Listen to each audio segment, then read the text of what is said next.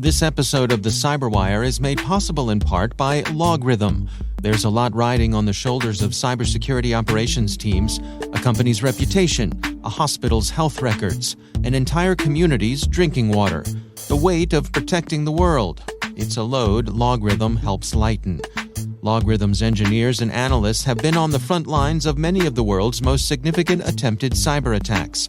As allies in the fight, Logarithm helps busy and lean security operations teams close gaps in manpower, increase knowledge of new attacks and techniques, and save the day, day after day. Learn more at logarithm.com.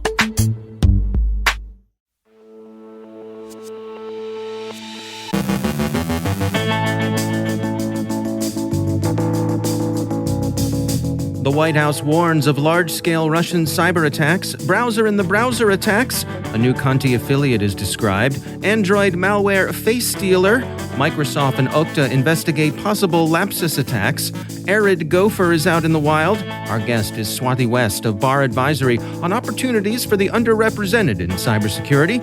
Joe Kerrigan wonders if we can't just get rid of passwords once and for all, and advancing censorship by finding extremism and Russophobia in Meta's platforms.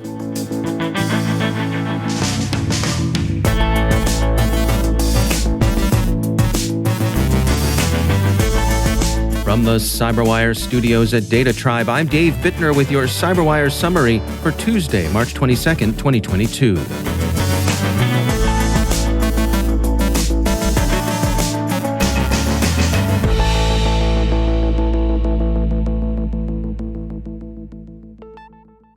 The U.S. is directly warning that large-scale Russian cyber attacks against American and other Western targets are likely. Russia says it's not going to happen. NBC News quotes Kremlin spokesperson Dmitry Peskov. The Russian Federation, unlike many Western countries, including the United States, does not engage in state-level banditry. End quote. Most others are not so sure. President Biden yesterday issued a general warning to U.S. organizations that intelligence suggests a coming Russian cyber campaign. Quote, "This is a critical moment to accelerate our work to improve domestic cybersecurity and bolster our national resilience.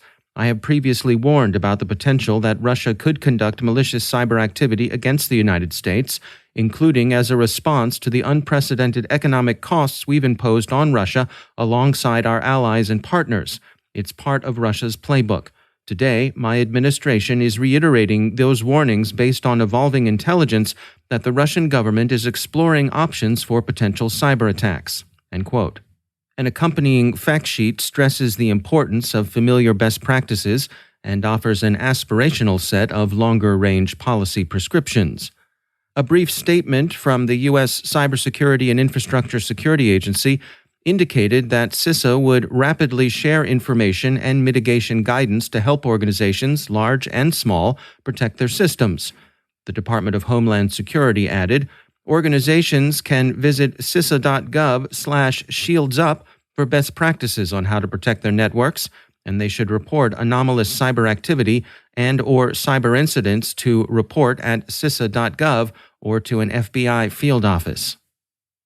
The U.S. administration hasn't said in detail what the evolving intelligence was showing.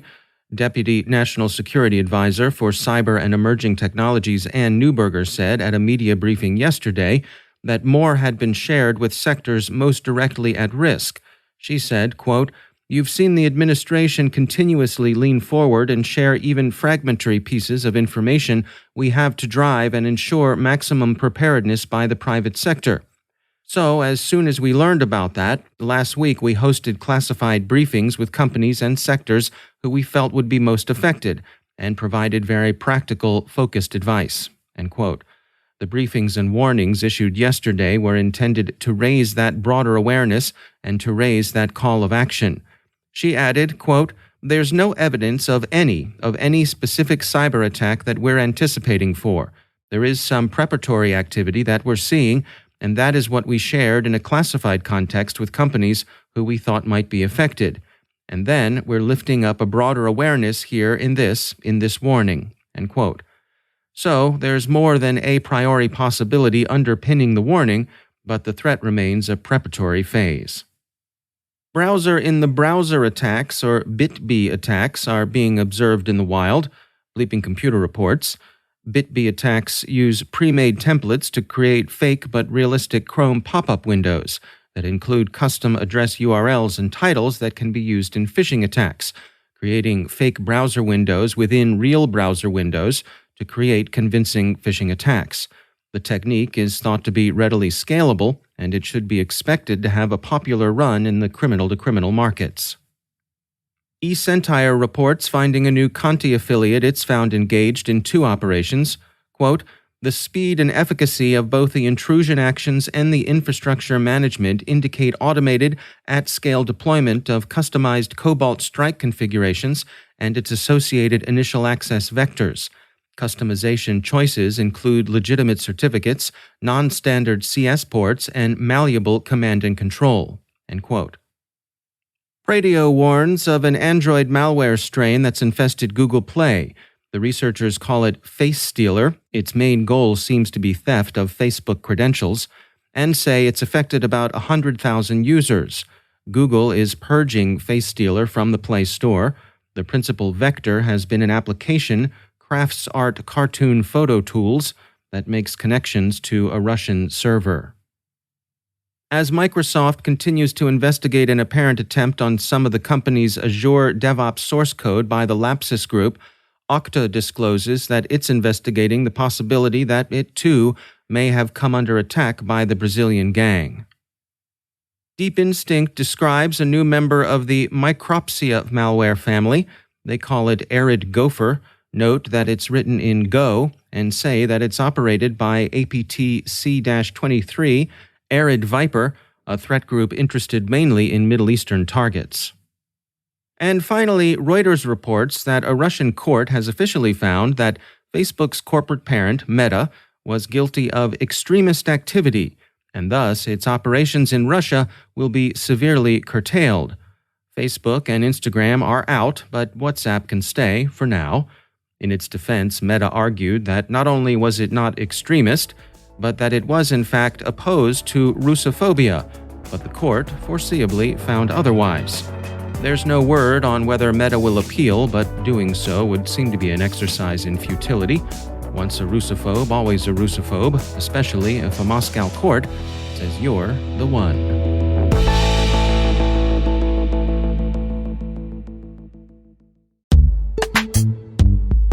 And now, a word from our sponsor, SpyCloud. SpyCloud constantly recovers and analyzes new data from the criminal underground, a realm packed with credentials, personal information, passwords, and customer information exposed in third-party data breaches, combo lists, and malware infections.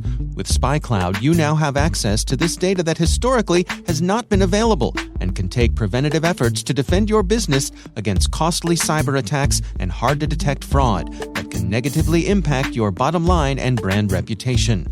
Visit spycloud.com/cyberwire to learn how to make recaptured data your best defense.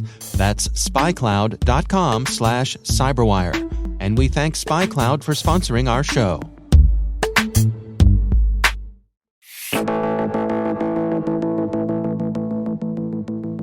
Swati West is Healthcare and Privacy Manager at Bar Advisory. She earned a master's degree in aerospace engineering before pivoting to healthcare privacy and compliance. I recently spoke with her about taking a seat at the table and mentoring the next generation of cybersecurity professionals. I mentor, a couple women from Women in Cybersecurity organizations. It is amazing, and they come from different facets of life. They do come from different careers, and we always have these discussions, right? I'm not able to discuss in a team meeting that I want to say. So I think having that seat at the table, I know that's emerging. Everyone's talking about that, having a CISA chair at the board meetings to like having a say at a team meeting, right? I think women inherently, we have that imposter syndrome. We're like, oh, we're not good enough. So I think we do still struggle with that. And I think, opening up and having those leaders to be like, hey, what do you think? Taking a step back and be like, hey, what do you think? Or do you have anything to say. Like, that's how we bring in different perspectives to the table, and that's how we can grow as an organization, or just the world in general. So I think helping each other, I would say. So I totally agree. I think that stats are a little bit scary, but I do see with at least the women I talk to, they do still have that, I don't think I'm good enough. I mean, no one's good enough, right? Everyone's learning, and everyone's Googling what's happening in the world. So I think it is more of like being in that leadership, just taking a step back and be like, hey, what's your perspective that you bring into the table? So I think thinking about that would really help in this time of need.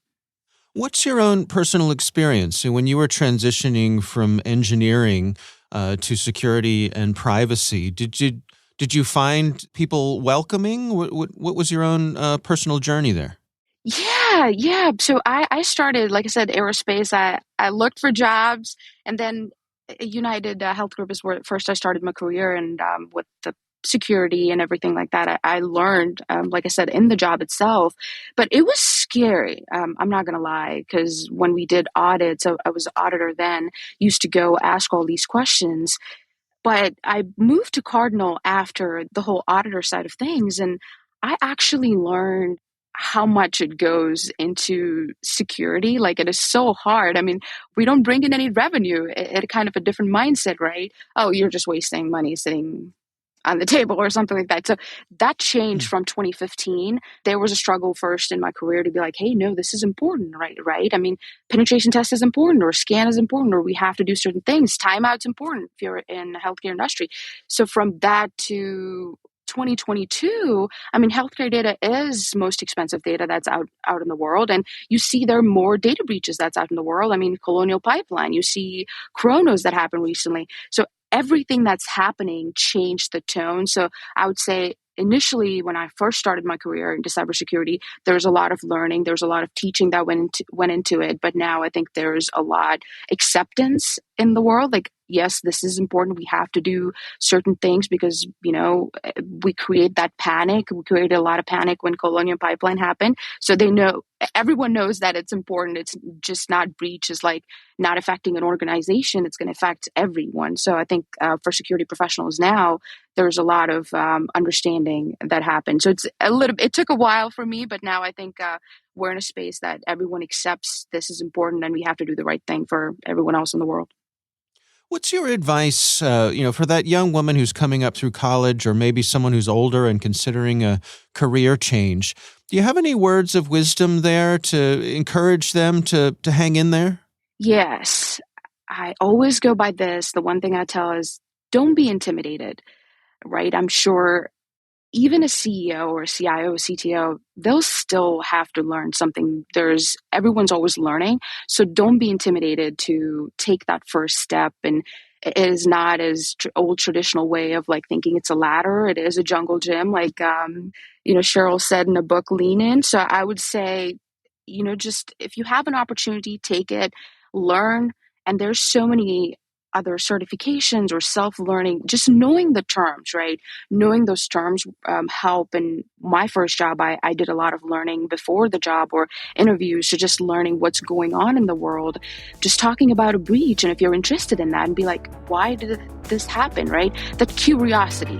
So, that's what I would say to all these young women or anyone changing career. Just have the curiosity to learn, and you'll succeed. That's Swati West from Bar Advisory.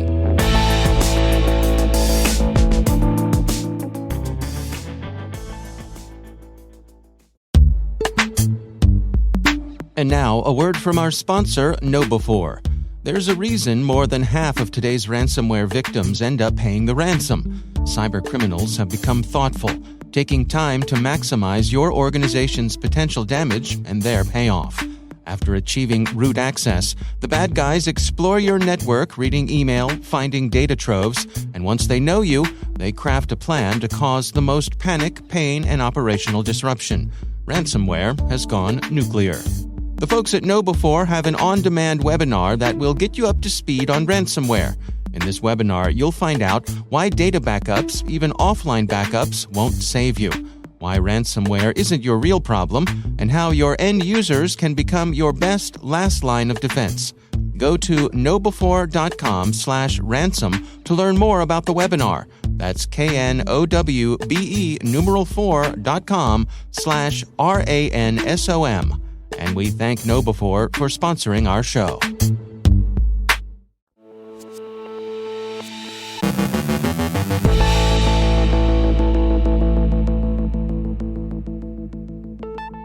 And joining me once again is Joe Carrigan. He's from the Johns Hopkins University Information Security Institute and also my co-host over on the Hacking Humans podcast. Hello, Joe. Hi, Dave. Interesting story came by. This is from Wired, written by Lily Hay Newman, and it's titled "A Big Bet to Kill the Password for Good." Oh, we can hope. I know. So what's going on here, Joe? So the FIDO Alliance is saying that they have an idea here. The FIDO Alliance is a large alliance of companies. FIDO stands for Fast Identity Online. Yeah. And the idea is we're going to get rid of passwords and essentially just use cell phones for authenticating people to their devices.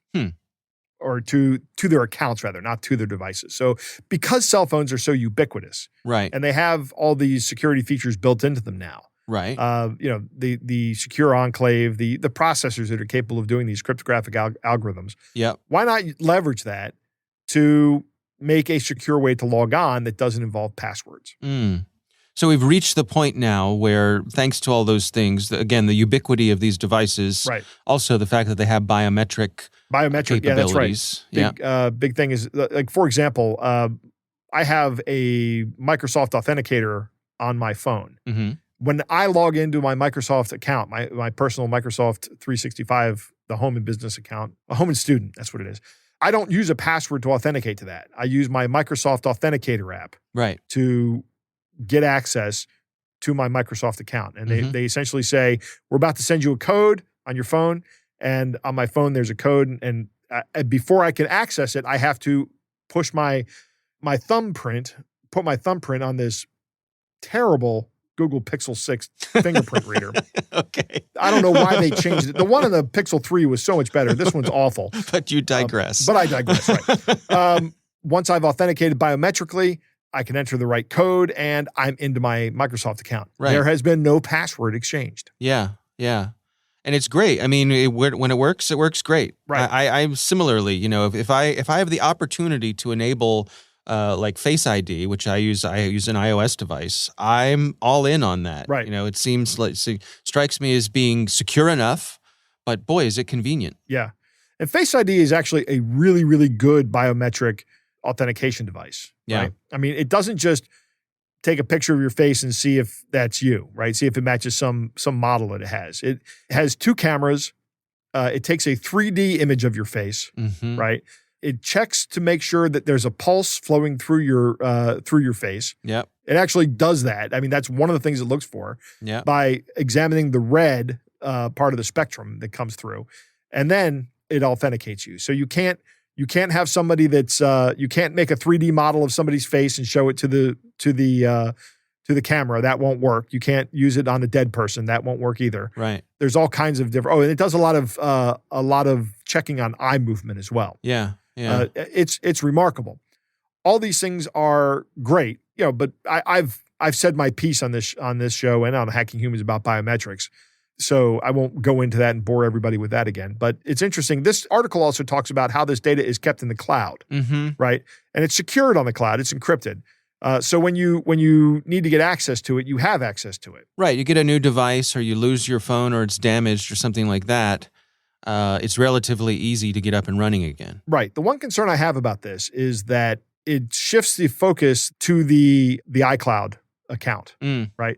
So if I can trick you out of your iCloud account, I can get access to a lot of stuff that you have. Well, I don't know how Face ID works, but like the biometrics on this phone, I just got this Pixel 6 a couple months ago. Yeah. And when I had to set up my biometrics on here, it wasn't, oh, we have your biometrics on file, let's see if they match. It was, let's go ahead and set up new biometrics for you, Joe, because this is a new sensor.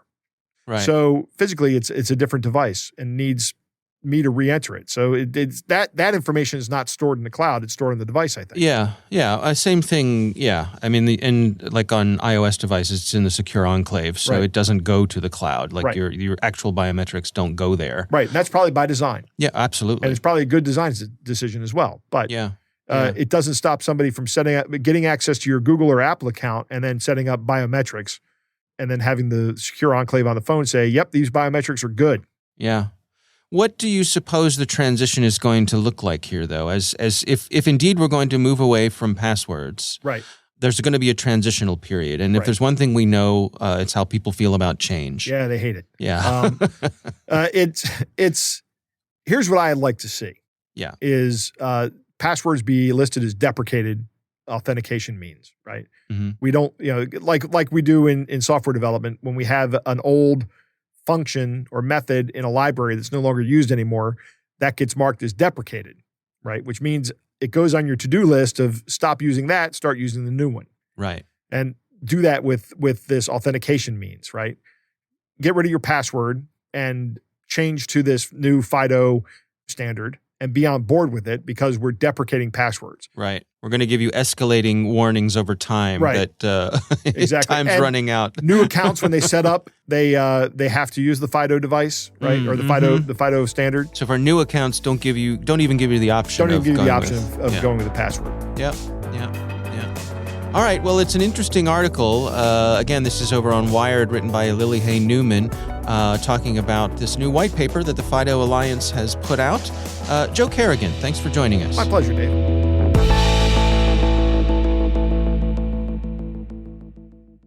This episode of the CyberWire is made possible in part by Trellix. Security threats are evolving, but so is your company. Bring your security to life. Learn more at Trellix.com.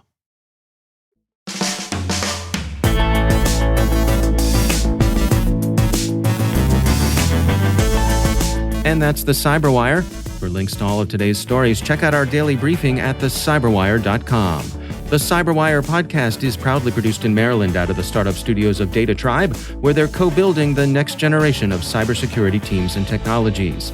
Our amazing CyberWire team is Liz Irvin, Elliot Peltzman, Trey Hester, Brandon Karpf, Eliana White, Peru Prakash, Justin Sabi, Tim Nodar, Joe Kerrigan, Carol Terrio, Ben Yellen, Nick Valecki, Gina Johnson, Bennett Moe, Chris Russell, John Petrick, Jennifer Iben, Rick Howard, Peter Kilpie, and I'm Dave Bittner. Thanks for listening. We'll see you back here tomorrow.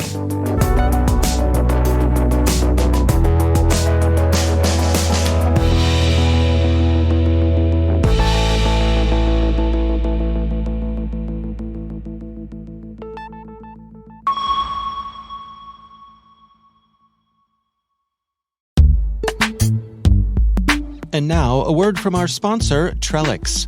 Today, there's a new way to look at security, not just as a cause for concern, but as an opportunity to better your business.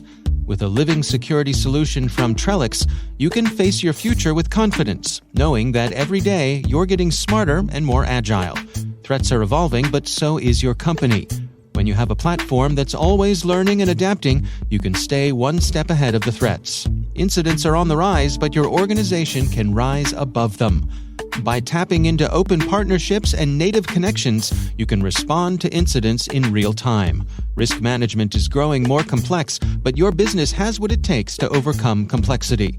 With embedded tools and expert insights, you can make risk management easy. Bring your security to life with Trellix. And we thank Trellix for sponsoring our show.